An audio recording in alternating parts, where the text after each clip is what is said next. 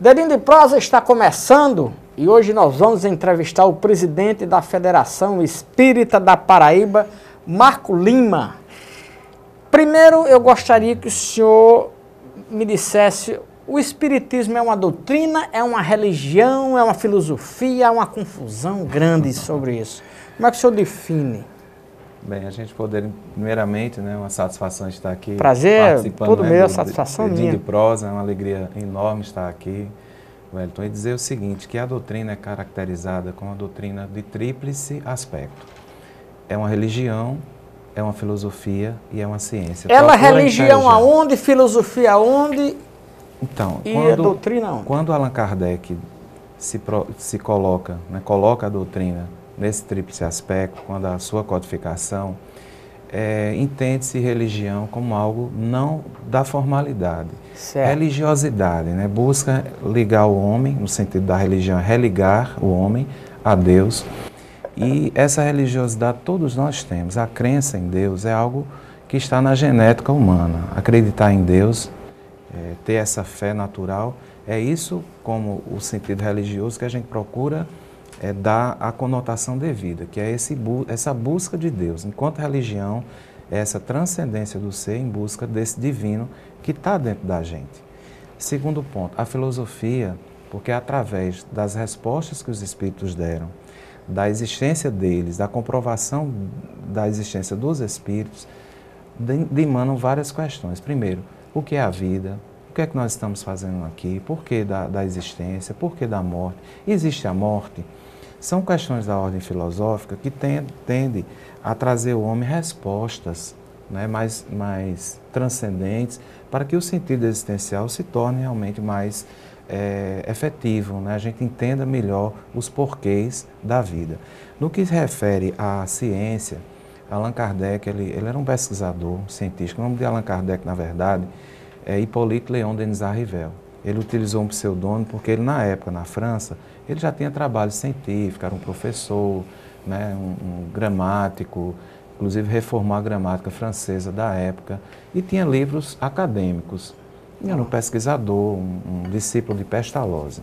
Foi o que aconteceu? Ele foi convidado, na época, para conhecer os fenômenos chamados das mesas girantes, que na França e na Europa, e também na América, estava acontecendo. E ele, como pesquisador, foi convidado a fazer um estudo científico a respeito dessas manifestações. O produto dessa investigação resultou na questão científica, que ele utilizou na época os instrumentos científicos, o método experimental. Certo. Então surge a ciência a partir daí, da comprovação de que aqueles fenômenos eram provenientes de entidades espirituais, de seres espirituais que já viveram aqui na Terra. Certo. E eu quero lhe perguntar agora o seguinte: quando chegou à Paraíba a doutrina, a religião, a filosofia espírita? Tem registros históricos sobre isso? Isso, nós temos um registro histórico, documentos de atas de fundação, de companheiros que se reuniram na antiga Paraíba do Norte, que é a nossa cidade, na rua 13 de Maio, e foi fundada em 1916, 17 de janeiro de 1916, essa entidade, essa instituição de nome Federação Espírita Paraibana. Vários confrades. Na verdade, não tinha uma sede. A sede foi a casa de Manuel Alves de Oliveira, que foi o seu fundador, que veio, que trouxe, abriu suas portas para que o fenômeno mediúnico na época, que era chamado assim, as reuniões de caridade espirituais eram realizadas na casa dele. Então ele acolhia as pessoas na época que tinham problemas mediúnicos, problemas espirituais, que é de toda a época, Wellington. Gostaria de frisar isso, que os fenômenos mediúnicos acontecem e acontecerão em todos os credos, em todas as sociedades, em todas as culturas. Então a doutrina espírita chega na Paraíba com esses companheiros, com em torno de 8 companheiros que fundaram a instituição, para exatamente prestar esse serviço, digamos assim, espiritual para a população. Mas é alguém que veio de fora? Isso. Ou era alguém já daqui? O Manuel Alves era daqui, O Manuel Alves de Oliveira, tinha mais as famílias que apresentavam a questão da Mediúnica, a família Neiva, a família do Romero, aqui da Paraíba, e um integrante que veio do Amazonas, né?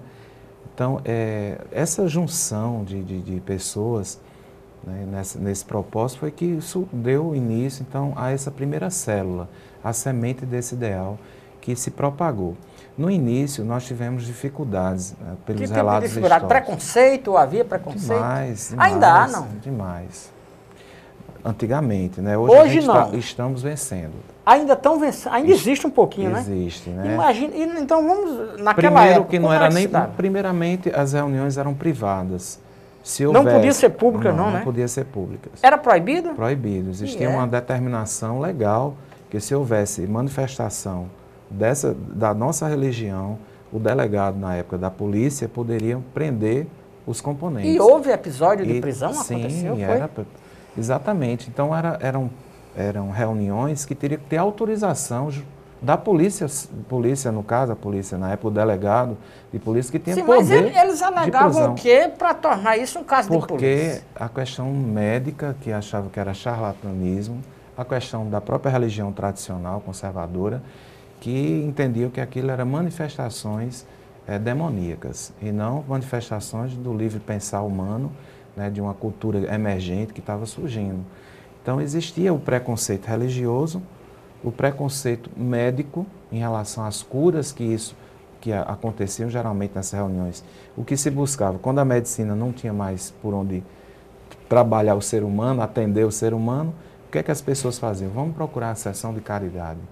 Então, nas sessões de caridade, existiam as curas, né? Existiam essas orientações, receituário, se tinha esses receituários. Então, na época, era muito comum, nesses primórdios, haver essa busca, e era uma busca secreta, porque as pessoas não se expunham, né?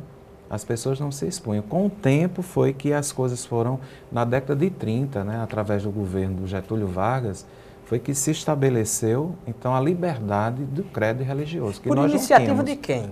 Tem esse registro, não? Olha, eu acredito que da própria sociedade, né, dos movimentos minoritários, né? Então, a gente vivia um momento de efervescência naquele período e que Getúlio Vargas representava um pouco dessa manifestação desse desejo popular por mais direitos, né? Os direitos trabalhistas, os direitos sociais, os direitos civis. E nesse bojo de buscas, eu acho que entrou.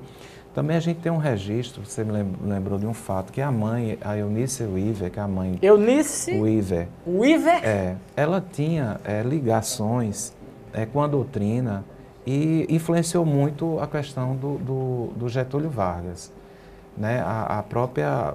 Inclusive, nós temos aqui a nossa Embaê, não sei se você tem conhecimento de chama Leprosário, mas era uma casa que atendia... já conheci, que foi criado o doutor Arnaldo Tavares. Isso. Não é e isso? O nome que foi homenageado foi de Dona Eunice Weaver. Ah, tá, né, não que sabia teve disso, essa conotação. Ainda existe? Não com aquela conotação de reclusão. Eu me lembro que eu estive lá, era uma cidadezinha, tinha cinema, tinha tudo. Exatamente. Na época eles que eu eram fui. reclusos, né? Os que eram detentores da lepra, eles eram reclusos, né, naquele ambiente e ficavam totalmente isolados. Então, era um humanista, né, a doutora Eunice Weaver.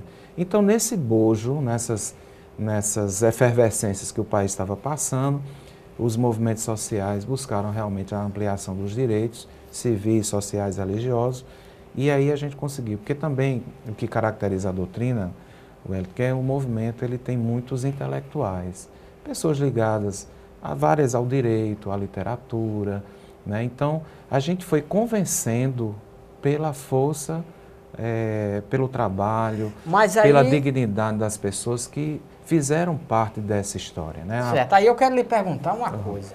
Em função do que aconteceu no passado e até o preconceito que existe hoje, sim, há pessoas de relevância, digamos assim, na sociedade, que porventura adere ao espiritismo, mas não assume? O senhor vai me responder daqui a pouco, porque nós vamos fazer um breve intervalo e voltaremos já.